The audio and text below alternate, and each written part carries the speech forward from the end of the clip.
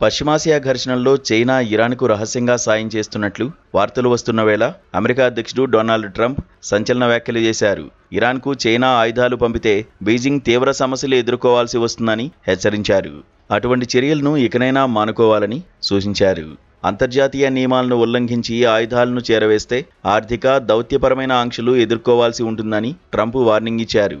చమురు నౌకల ప్రయాణానికి హోర్ముజ్ను తిరిగి తెరవడానికి వీలుగా సీమైన్స్ను తొలగించడానికి తమ దళాలు కృషి చేస్తున్నట్లు వెల్లడించారు. ఇరాన్తో చర్చలు విఫలమైనప్పటికీ అంతిమ విజయం తమదేనని పేర్కొన్నారు. ఆ దేశాన్ని సైనిక పరంగా ఓడించామని తెలిపారు. యుద్ధం విషయంలో నాటో వైపు నుంచి అమెరికాకు ఎటువంటి సాయం లభించలేదని ట్రంప్ స్పష్టం చేశారు. అయితే అమెరికా, ఇరాన్ మధ్య చర్చలు జరుగుతున్న సమయంలోనే ఇప్పటివరకు జరిగిన దాడుల్లో దెబ్బతిన్న తమ రక్షణ సామర్థ్యాలను వేగంగా పునర్నిర్మించుకోవడానికి టెహరాన్ చర్యలు తీసుకుంటోంది. ఈ క్రమంలోనే చైనా ఇరాన్కు భారీగా ఆయుధాలు సరఫరా చేస్తున్నట్లు అమెరికా నిఘా వర్గాలు గుర్తించినట్లు ఇటీవల అంతర్జాతీయ మీడియా కథనాలు వెల్లడించాయి.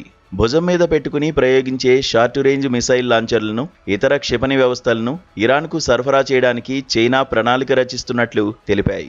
అమెరికా విమానాలు, డ్రోన్లను కూల్చడానికి ఇరాన్ వీటిని ఉపయోగిస్తోందని పేర్కొన్నాయి. వారం రోజుల్లో ఇవి టెహరాన్కు చేరే అవకాశముందన్నాయి.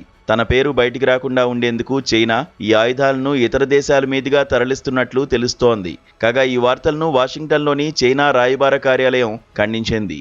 యుద్ధం మొదలైనప్పటి నుంచి ఏ పక్షానికి ఎటువంటి ఆయుధాలు సరఫరా చేయలేదని పేర్కొంది. అయితే చైనా నుంచి ఆయుధాలు అందినట్లు ఇరాన్ బహిరంగంగా వెల్లడించినప్పటికీ తాము అమెరికా విమానాలను విజయవంతంగా కూల్చడానికి అధునాతన రక్షణ వ్యవస్థలే కారణమని ఐఆర్జీసీ వెల్లడించింది.